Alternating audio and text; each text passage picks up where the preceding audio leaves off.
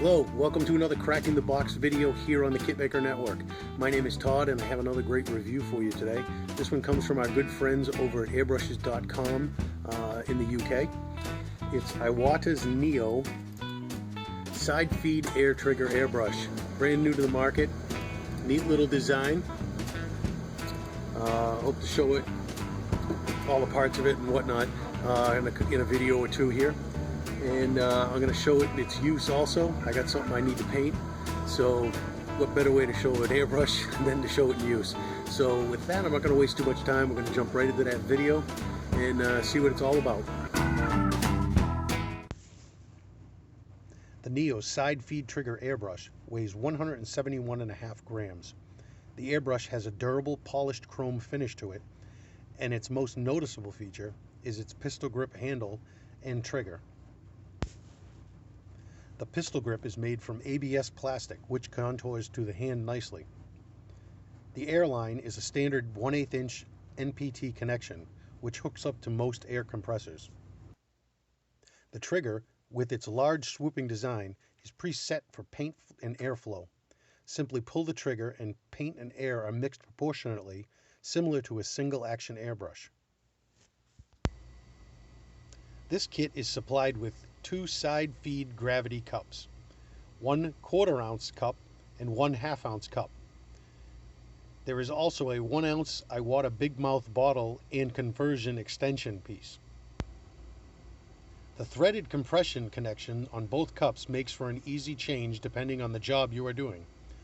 Both cups come with removable lids. Each cup can be used with or without the lid installed.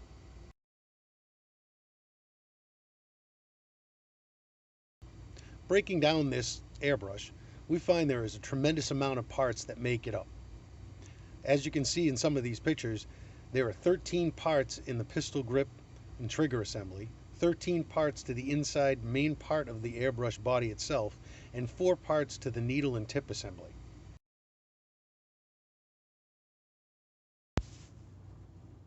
The needle and tip that are supplied with this kit are for general purposes. The needle is a 0.5 millimeter needle. This needle can be used for larger applications as well as some smaller applications. Okay, we're all set up here. I have the smaller cup on here. I'm going to try to shoot some primer, and I will shoot actually a couple of different types of primer and a few different types of paint, try to get a feel for what the brush might like or not like. I found that a lot of different brushes work really well with one type of paint and not another. Sometimes it's the environment, sometimes it's the paintbrush, sometimes it's the operator, I guess. So with that, I have a part from my FT that I'm going to work, and I'm going to start off with some surface primer from Vallejo.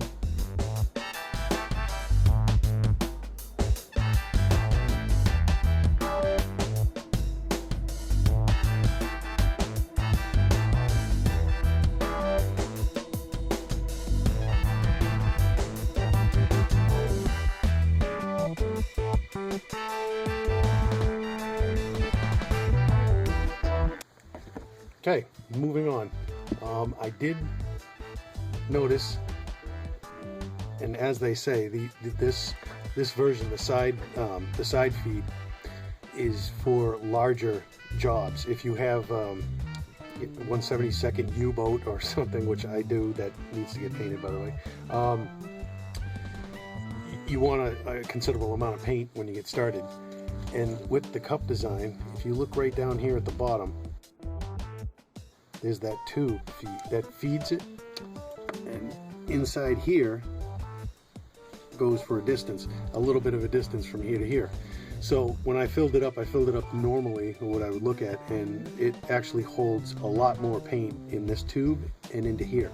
So you just want to take that into consideration, that if you have a smaller job, that you're barely cresting the hole that's on the inside of the cup at the bottom, just because it holds a tremendous amount of paint, and you'd just be wasting paint. Or I got some more parts that I still need to prime, and I'm going to jump to another primer. This time I'm going to use AK's black primer and see how that shoots through. The AK seems to shoot just as well as the Vallejo.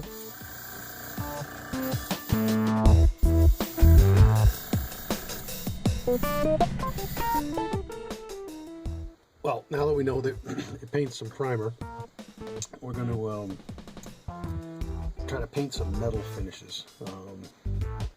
Give it a shot here.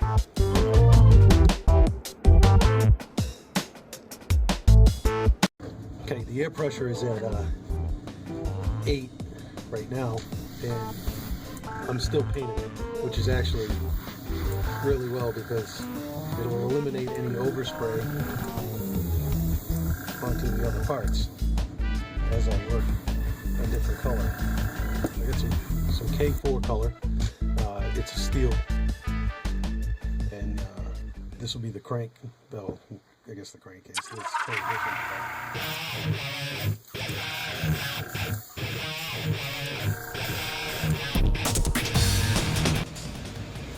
Next thing I wanted to try is a little all-clad.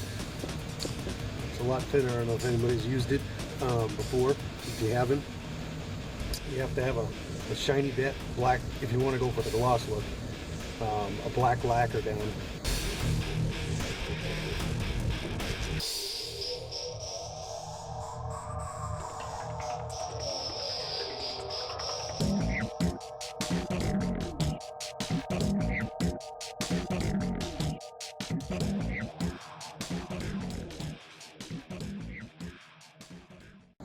So there you have it, my review of the Neo for Iwata Side-feed Trigger Airbrush. Neat little piece of hardware here. It's definitely quality made. There was some thought behind it. Ergonomically, fits the hand really nice. The trigger is great. This is an excellent airbrush for beginners, if you ask me. It's similar to a single action, so it's just, you know, point and shoot, but you can dial it in still with your finger, and that's a lot easier when you're beginning. To start to work with models and using airbrushes is to pull a trigger than to push the button and pull back.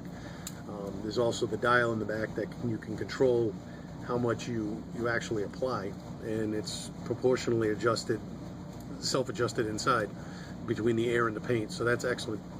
So with that, the only drawback that I seen with the airbrush was the amount of parts that are actually inside of this. There's a tremendous amount of parts to this airbrush, more than I've seen, and you just got to be aware of that. And when you take it apart, you want to make sure that you got all the pieces going back in the right place, and that you actually have them all and didn't lose any. Price is right. So other than that, it's a great little airbrush here. So I want to thank you for checking out the video. Please stop by our friends over there at airbrushes.com. Check them out. And until next time, have a good one. Thanks.